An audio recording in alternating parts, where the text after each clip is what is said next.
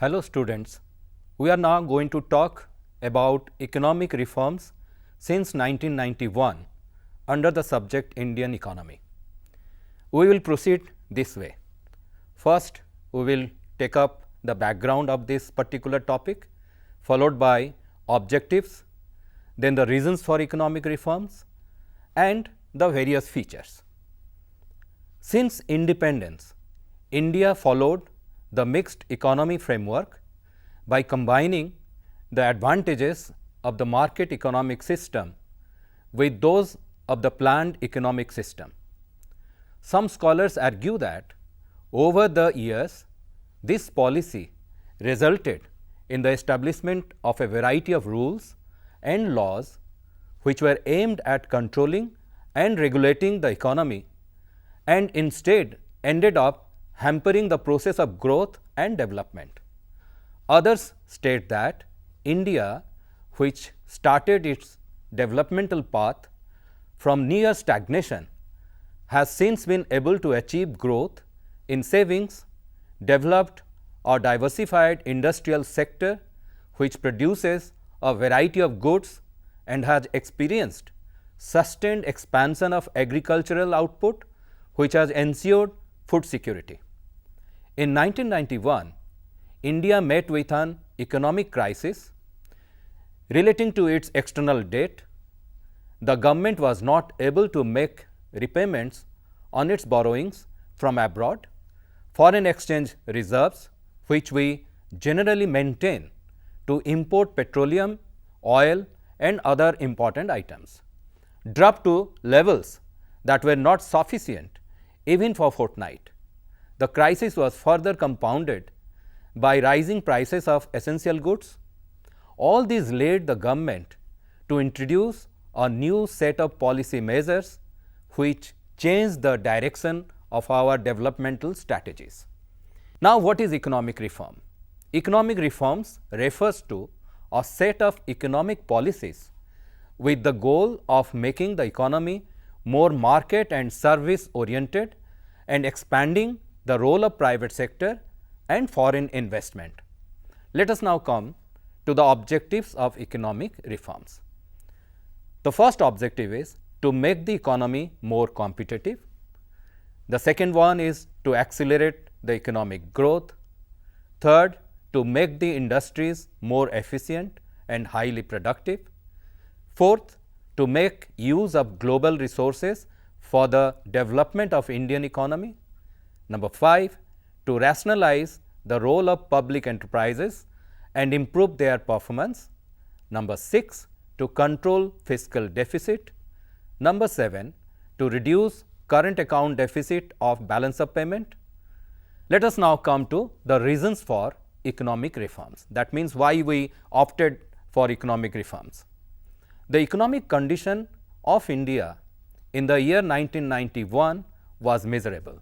It was due to the cumulative effect of number of reasons. Let us discuss the various reasons for making the reasons for economic reforms. The first one is poor performance of the public sector. The second one here is deficit in balance of payments.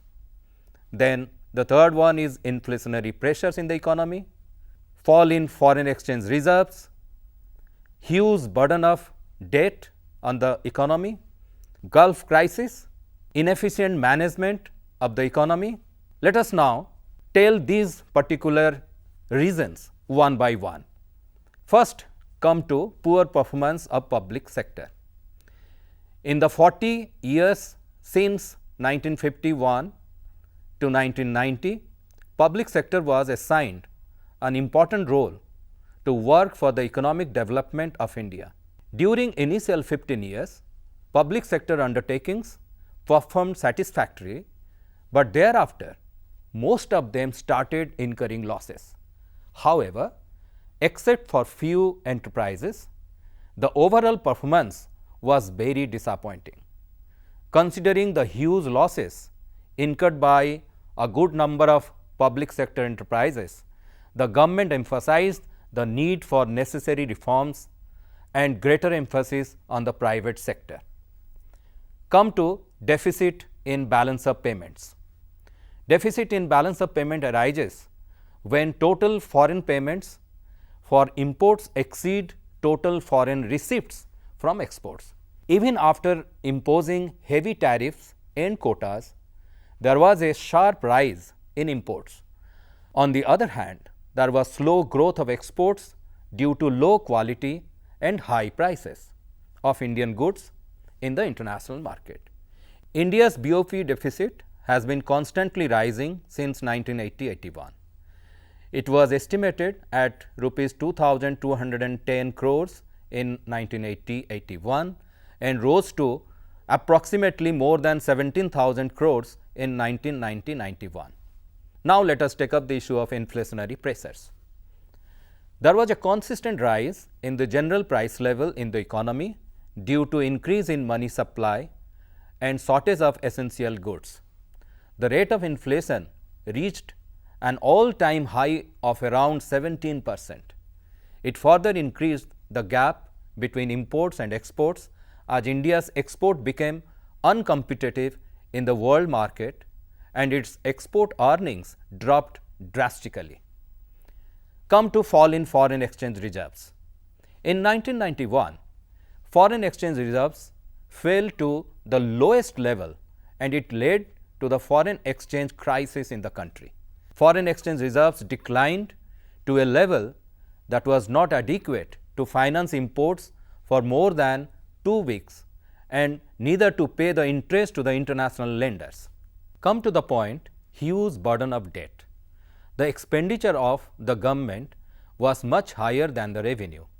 As a result, government had to borrow money from banks, public and from international financial institutions. In 1991, fiscal deficit was 8.4% of gross domestic product. International Monetary Fund, that is IMF, decided to advance loan of $7 billion, but at the same time insisted that Indian government should introduce economic reforms of the economy. Come to the point, Gulf crisis. On account of Iraq war in 1990-91, prices of crude oil shot up. India used to receive huge amount of remittance from Gulf countries. In the wake of the war, this took a serious hit and the Gulf crisis further widened the balance of payment deficit. Let us discuss inefficient management of the economy. The origin of the financial crisis can be traced from the inefficient management of the Indian economy. The government was not able to generate sufficient revenue from internal sources such as taxation, running of the public sector enterprises, etc. And simultaneously, the government expenditure began to exceed its revenue by such large margins that it became unsustainable. At times, the foreign exchange borrowed from other countries and international financial institutions was spent on meeting consumption needs. This is the background of the new economic policy. The crisis became so acute that the government had to mortgage gold to raise further loans. For availing the loan, these international agencies expected India to liberalize and open up the economy. The suggestions given by them: number 1, remove restriction on private sector; number 2, reduce the role of the government in the market; and number 3, remove trade restrictions. India agreed to all these conditions which were put forth by the World Bank and the IMF, and they announced the new economic policy accordingly in July 1991. It consisted of wide range of economic reforms. The main aim of the policy was to create a more competitive environment in the economy and remove the barriers to entry and growth of firms. The two important measures of the policy are stabilization measures and structural reform measures. What is stabilization measure? They refer to short-term measures which aim at correcting of the balance of payments deficit by maintaining sufficient foreign exchange reserves and controlling inflation by keeping the rising prices under control. Coming to the structural reform measures, they refer to long-term measures which aim at improving the efficiency of the economy, increasing international competitiveness by removing the rigidities in various segments of the Indian economy, and increasing the competitiveness of Indian products internationally. Let us discuss the main features of the new economic policy. The government initiated different policy changes which fall under three major heads. Number 1, liberalization, number 2, privatization, and number 3, globalization. What is liberalization? Before 1991, there were large number of government restrictions in India in terms of licensing requirement for setting up of industries, import and export trade, dealings in foreign exchange, etc. In July 1991, a package of economic reforms was announced which marked the beginning of process of liberalization in India. What is the meaning of liberalization then? Liberalization means removal of restrictions on the private sector. In other words, it implies liberating the trade and industry from unwanted government controls and restrictions. Liberalization contains two things. Number 1, relaxation in the rules and regulations made for the private sector. Number 2, to allow private sector to run those industries which were earlier reserved for the public sector. The process of liberalization was to unlock the economic potential of the country by encouraging private sector and multinational corporations to invest and expand, to introduce much more competition into the economy and provide incentives for increasing efficiency of operations. This should further reduce the debt burden of the country and use the important route for capital goods and machinery from developed countries. Economic reforms taken by the government under liberalization include the following. Number 1, industrial sector reforms. Number 2, financial sector reforms. Number 3, tax reforms. Number 4, foreign exchange reforms. Number 5, trade and investment policy reforms. Let us discuss these points one by one. The first one is industrial sector reforms. In order to make necessary reforms in the industrial sector, the government introduced new industrial policy in 1991. The various measures under industrial policy reforms include reduction in industrial licensing, reducing the role of public sector, reforms under small scale industries, monopolies and restrictive trade practices, that is MRTP Act, which was replaced by Competition Act in 2002. What is reduction in industrial licensing? The new policy abolished industrial licensing for all the industries except for a short list of industries which include liquor, cigarettes, hazardous chemicals, defense equipments, industrial explosives, etc. No licenses were needed to set up new units, expand or diversify the existing line of manufacture. However, license was required for certain industries related to security and strategic considerations. Reducing the role of public sector units. One of the salient features was reduction in the role of public sector in the industrial development of the country. The number of industries exclusively reserved for the public sector were reduced from 17 to 8. Reforms under small scale industries. Many goods produced by small scale industries have now been de-reserved. This was achieved by increasing the investments limit for small scale industries to rupees 5 crores. Market forces were allowed to determine the prices in many industries rather than being decided by the government.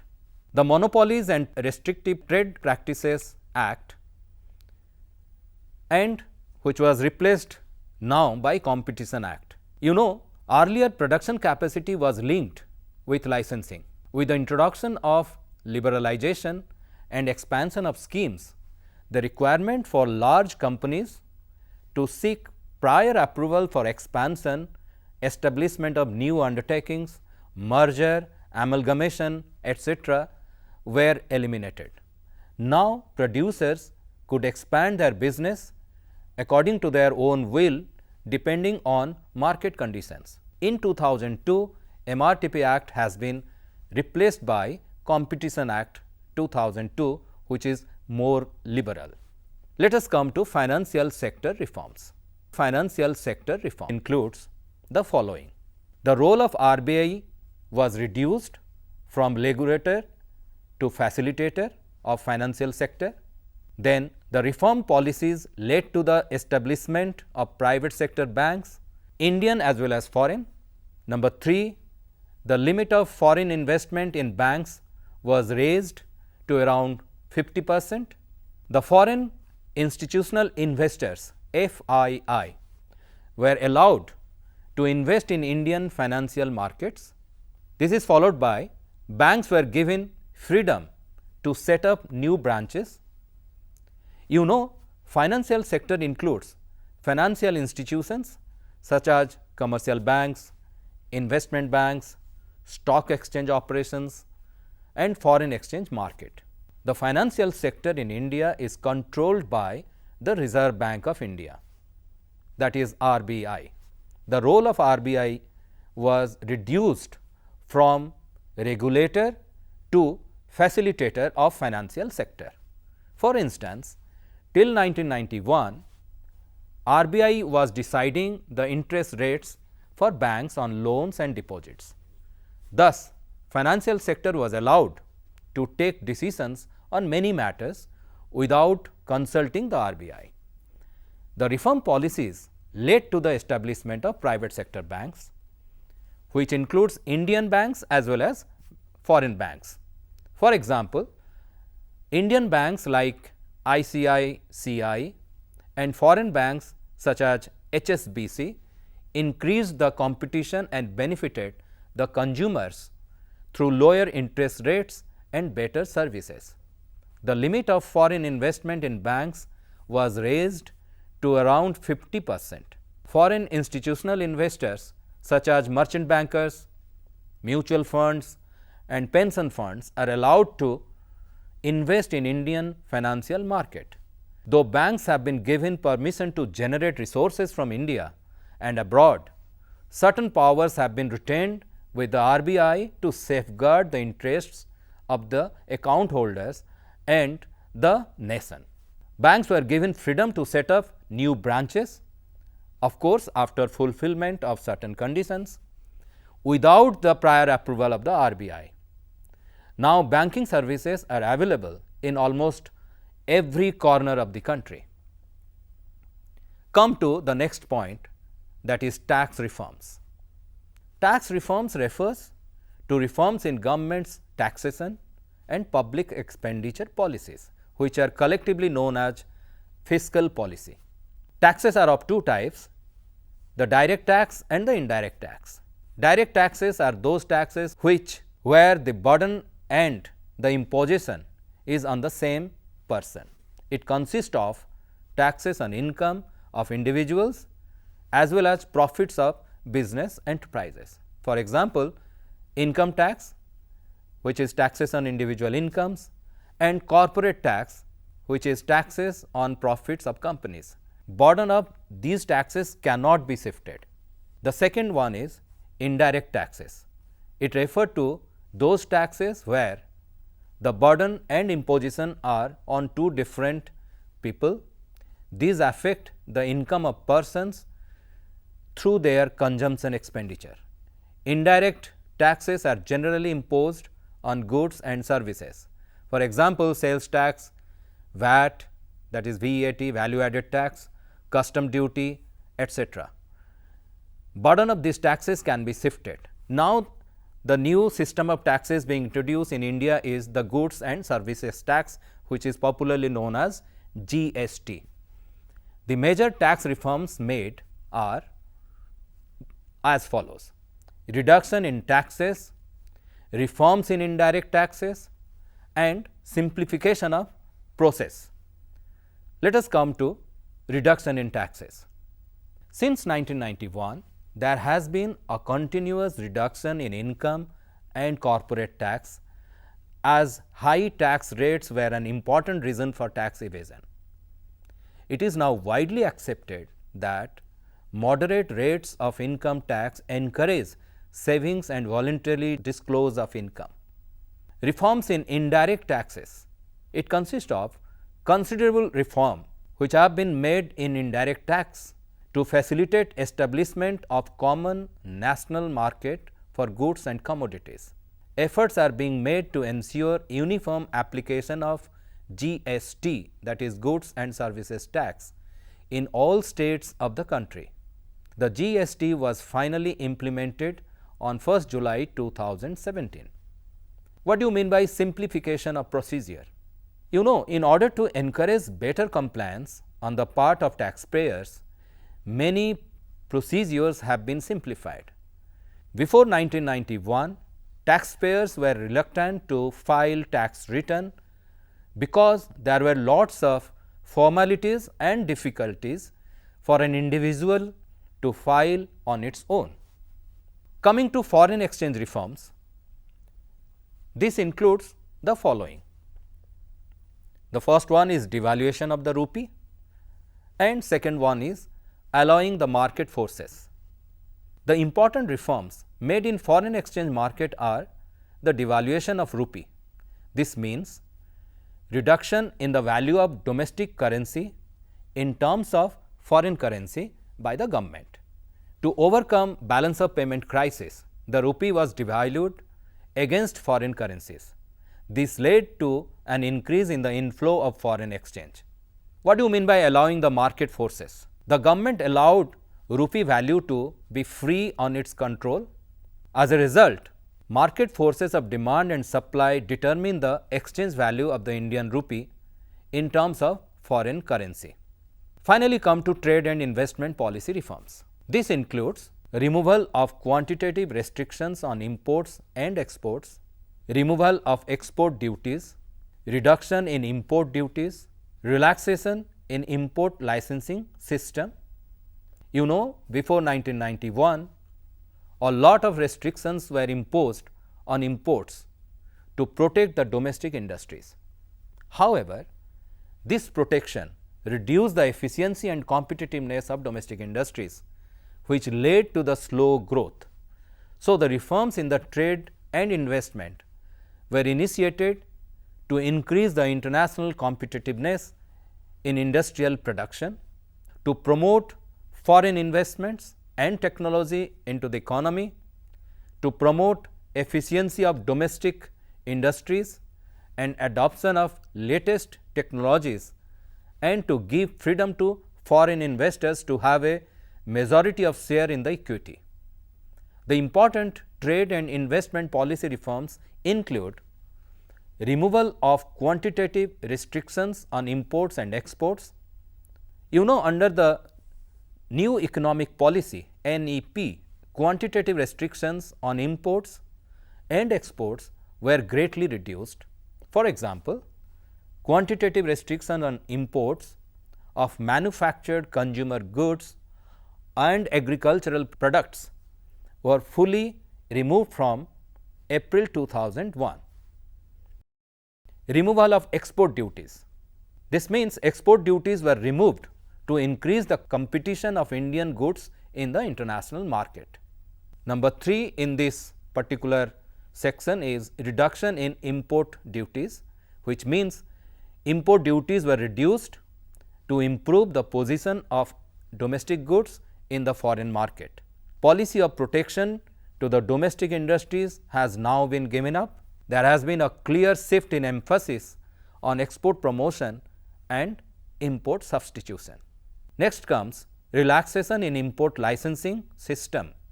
The import licensing was abolished except in case of hazardous and environmentally sensitive industries. This encouraged domestic industries to import raw materials at better prices, which raised their efficiency and made them more competitive. This is all about the first part of the economic reforms since 1991. Now, let us summarize what we learned. Before 1991, Indian economy was facing problems of declining foreign exchange reserves, increasing the gap between imports, exports, and high inflationary pressure. It forced the policy makers to change its economic policy in 1991, particularly due to the financial crisis and pressure from international organizations such as the International Monetary Fund and the World Bank. Major reforms were undertaken in the industrial and financial sectors of Indian economy. One of the major reforms included foreign exchange deregulations and liberalization. It opened the doors for different kinds of new avenues, which proved a benchmark in the Indian economy. Thank you.